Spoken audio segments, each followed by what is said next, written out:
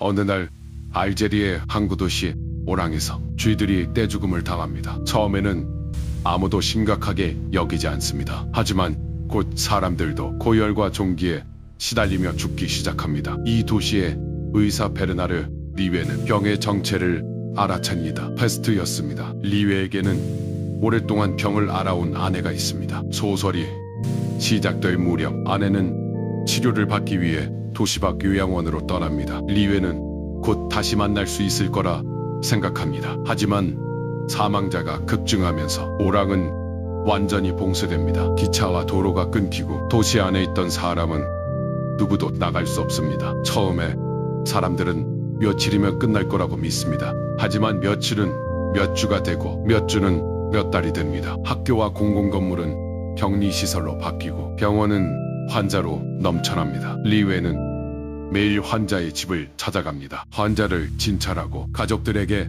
격리 사실을 알립니다. 하지만 치료법은 거의 없습니다. 리웨가 할 수 있는 일은 병의 확산을 늦추고 환자의 고통을 조금 줄이는 것뿐입니다. 이때 장타루라는 외지인이 리웨를 찾아옵니다. 타루는 여행을 왔다가 오랑에 갇힌 사람입니다. 그는 의사도 공무원도 아니지만 민간 방역대를 만들자고 제안합니다. 리웨와 타루는 함께 환자를 옮기고 감염된 집을 소독하며 격리시설을 관리합니다. 두 사람은 페스트와 싸우면서 가까운 친구가 됩니다. 오랑에 갇힌 또 다른 외지인은 기자 레몽 랑베르입니다. 그에게는 도시 밖에서 기다리는 연인이 있습니다. 랑베르는 자신이 오랑 시민이 아니니 이 재난과 상관없는 사람이라고 생각합니다. 그는 당국을 찾아가 도시를 떠나게 해달라고 요구합니다. 하지만 당국은 누구에게도 예외를 허용하지 않습니다. 랑베르는 이번에는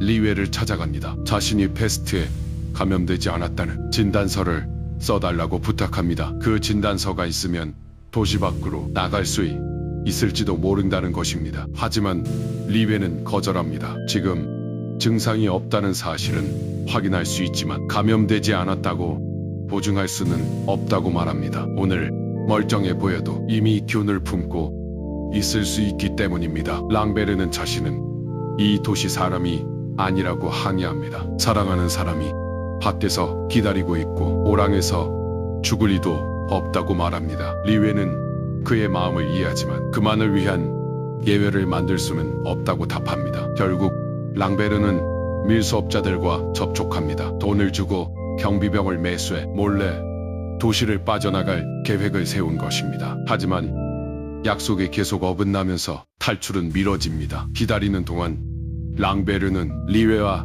타루의 방역대를 돕기 시작합니다. 처음에는 탈출할 때까지만 잠시 돕겠다는 생각이었습니다. 랑베르는 환자들을 옮기고 격리시설에서 밤을 새웁니다. 그러던 중 그는 리웨에게 묻습니다. 당신에게도 도시 밖에 사랑하는 사람이 있느냐고요. 리웨는 아내가 다른 지역의 요양원에 있다고 대답합니다. 랑베르는 그제야 리웨도 자신과 같은 처지라는 사실을 알게 됩니다. 하지만 리웨는 환자들을 두고 도시를 떠나지 않습니다. 마침내 랑베르가 탈출할 기회가 찾아옵니다. 하지만 그는 떠나지 않습니다. 자신만 행복해지기 위해 빠져나가는 것이 부끄러워졌다고 말합니다. 그는 페스트가 끝날 때까지 방역대에 남기로 합니다. 한편 오랑의 성당에서는 파늘르 신부가 설교를 시작합니다. 파늘르는 페스트가 인간의 죄에 대한 신의 벌이라고 선언합니다. 사람들은 두려움 속에서 그의 말을 듣습니다. 그러던 중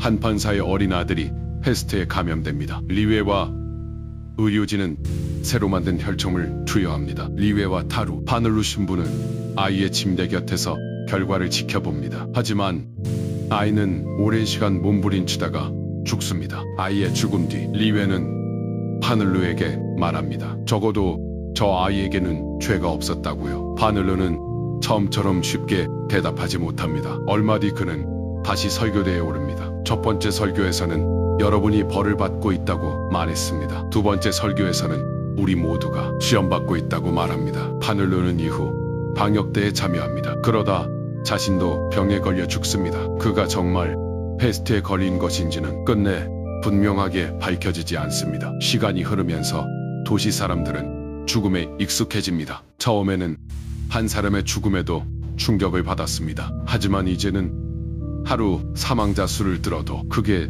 놀라지 않습니다. 그러던 어느 겨울 회복하는 환자가 늘어나기 시작합니다. 사망자도 줄어들고 사람들은 도시의 문이 곧 열릴 거라 기대합니다. 페스트가 물러가기 직전 타루는 리웨에게 자신의 과거를 털어놓습니다. 타루의 아버지는 검사였습니다. 어린 타루는 법정에서 아버지가 한 피고인에게 사형을 요구하는 모습을 보게 됩니다. 그날 이후 타루는 사형과 폭력에 반대하며 살아갑니다. 하지만 정의를 위한 정치운동에서도 사람들이 죽는 모습을 보고 어떤 명분으로도 사람을 죽이는 편에 서지 않기로 결심합니다. 어느 날 밤 리웨와 타루는 바다로 나가 함께 수영합니다. 잠시 페스트를 잊은 두 사람은 진정한 친구가 됩니다. 하지만 도시가 회복되기 시작한 순간 타루가 페스트에 감염됩니다. 리웨는 의사이자 친구로서 그를 살리려 합니다. 하지만 타루는 밤새 병과 싸우다가 죽습니다.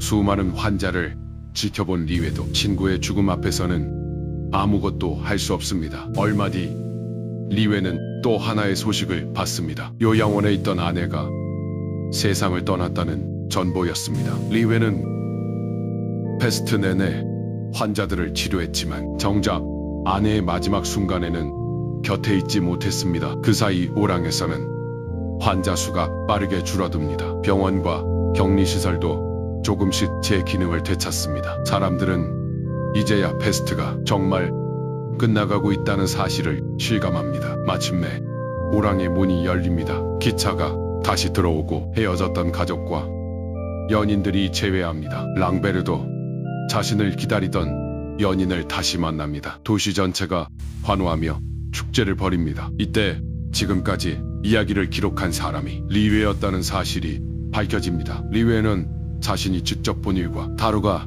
남긴 기록을 바탕으로 페스트의 시간을 기록했습니다. 사람들은 모든 것이 끝났다고 믿습니다. 하지만 리웨는 알고 있습니다. 페스트균은 완전히 사라지지 않습니다. 가구와 옷까지 창고와 지하실에 숨어 있다가 다시 나타날 수 있습니다. 여기까지가 페스트의 이야기입니다. 이 작품에서 신은 끝까지 명확한 대답을 하지 않습니다. 죄 없는 아이가 죽고 사람을 구하던 타루도 죽습니다. 환자를 치료한 리웨는 친구와 아내를 모두 잃습니다. 선하게 살았다고 살아남는 것도 아니고 신을 믿었다고 보호받는 것도 아닙니다. 파늘로는 처음의 모든 고통을 신의 뜻으로 설명합니다. 하지만 아이의 죽음 앞에서 그 확신은 흔들립니다. 리웨는 고통의 이유를 해석하지 않습니다. 그저 눈앞의 환자를 치료합니다. 카미가 묻는 것은 고통이 왜 생겼느냐가 아닙니다. 설명할 수 없는 고통 앞에서 인간이 무엇을 하느냐입니다. 랑베르는 도망칠 수 있었지만 남았습니다. 타루는 어떤 명분으로도 사람을 죽이지 않으려 했습니다. 리웨는 승리할 수 있다는 확신도 없이 치료를